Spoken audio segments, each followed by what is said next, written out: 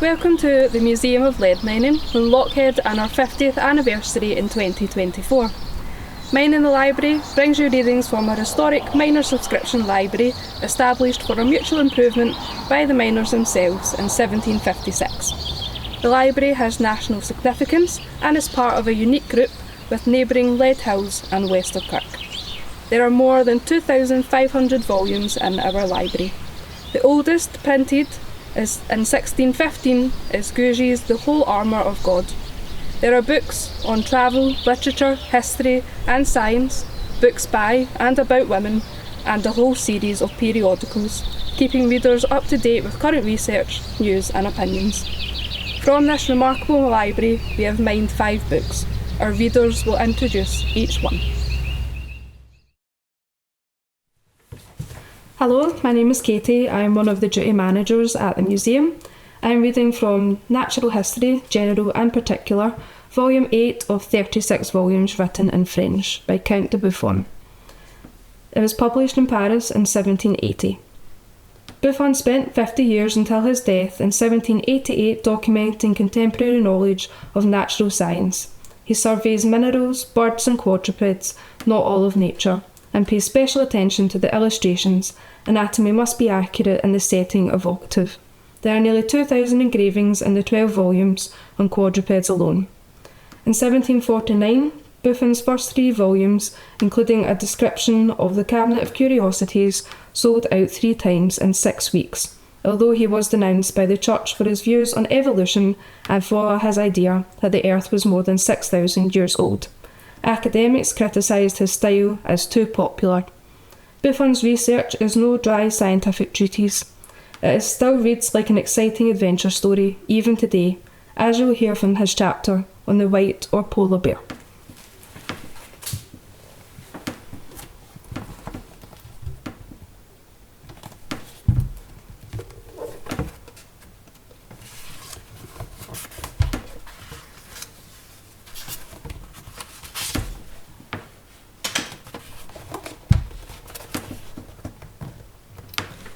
The white or polar bear. The white bear is a famous animal in our most northern regions. It is mentioned by Martin and some other voyagers, but none of their descriptions are so complete as to enable us to ascertain whether it differs in species from the common bear. If what they have said, however, be exact, it is probably a distinct species. But as we know that the wolf varies in different climates, some of them being black, others brown, others white, and others variegated. Colour is a character of no value in constituting different species. I saw 2 small bears which had been brought from Russia and were entirely white, and yet they were unquestionably the same species with our alpine bears. These animals likewise vary greatly in size, as they live long and become very thick and fat in places where they have plenty of nourishment and are not disturbed. The character drawn from magnitude is equivocal. Hence, we are not authorised to conclude that the bear of the northern seas is a peculiar species, solely because he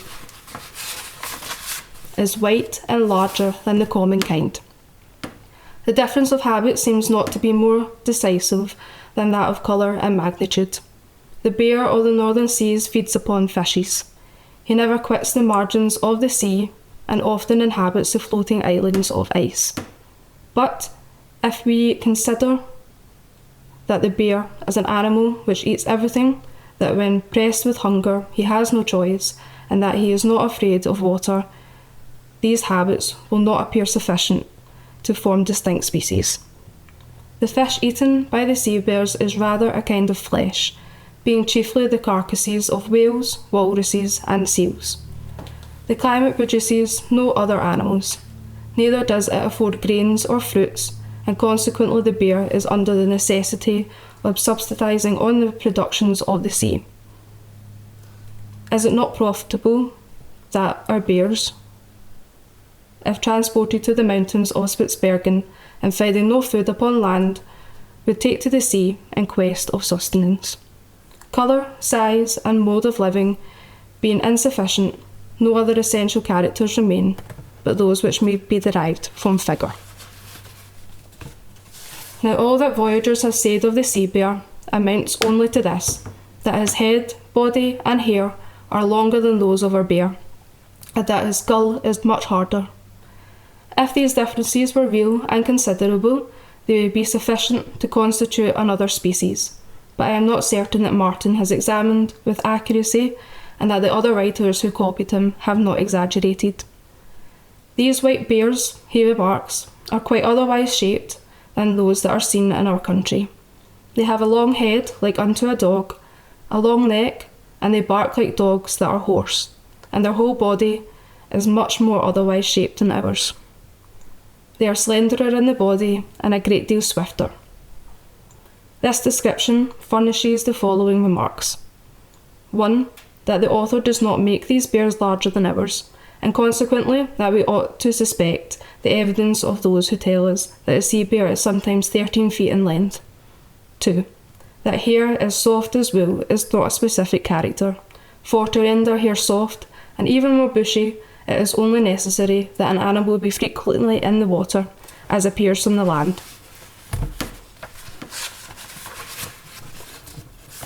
And water bearers. The latter two dwell oftener than the other in the water than on the land, have coarser and less bushy hair, and I am inclined to think that the other differences are neither real nor conspicuous, as Martin would have us to believe. For Dithmar Bleskin, in his description of Iceland, mentions these bears and assures us that he saw one killed in Greenland, which raised itself onto hind feet like our bears, but he says not one word which indicates that the white bear of Greenland is not entirely familiar to ours. Besides, when these animals find prey on land, they never go to sea in quest of food. They devour reindeer and such other animals they can seize. They even attack men and never fail to dig up dead bodies. But hunger, which they often feel in these desert and barren lands, obliges them to frequent the water in quest of seals, young walruses and whales.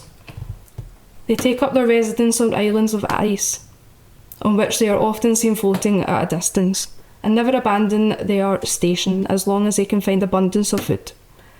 When these boards of ice are detached in the spring, the bears allow themselves to be carried along, and as they cannot regain the land or abandon the ice in which they embarked, they often perish in the open sea. Those who arrive with the ice on the coasts of Iceland or Norway are starved to such a degree that they devour everything they meet, which may have given rise to the prejudice that these sea bears are more fierce and ferocious than the common kind. Some authors tell us that the sea bears are amphibious, like the seals, and that they can live as long as they please underwater, but the contrary is evident from the manner of hunting them. They are incapable of swimming long and never accomplish above a league at a time. They are followed by a small boat and are soon worn out with fatigue. If they could dispense with respiration, they would dive to the bottom in order to rest themselves, but they dive. It is only for a few seconds, and for the fear of drowning, they allow themselves to be killed on the surface of the water.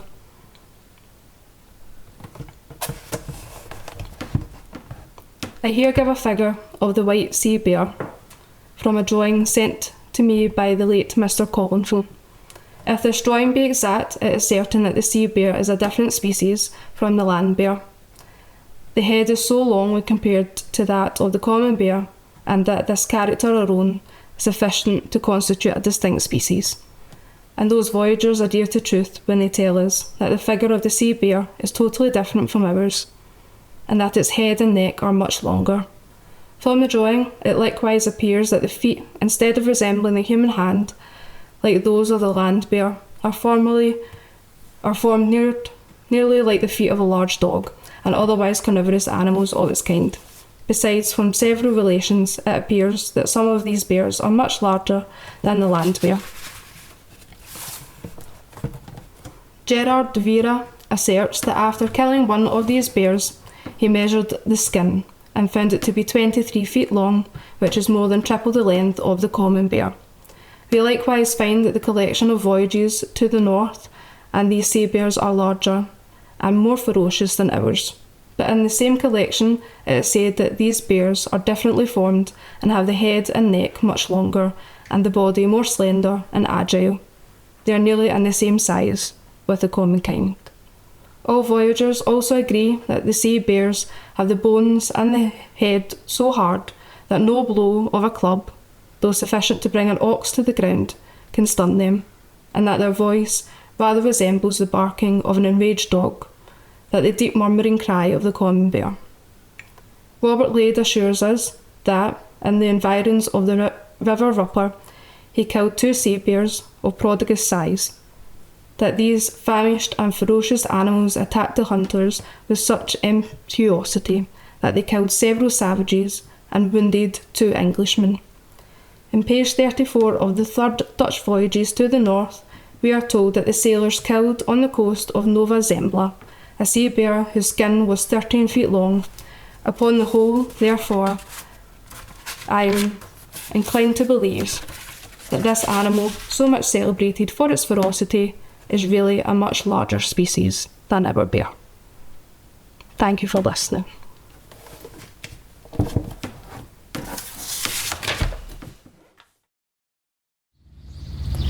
We hope you have enjoyed mining the library with us. You can visit the library as part of our museum tour.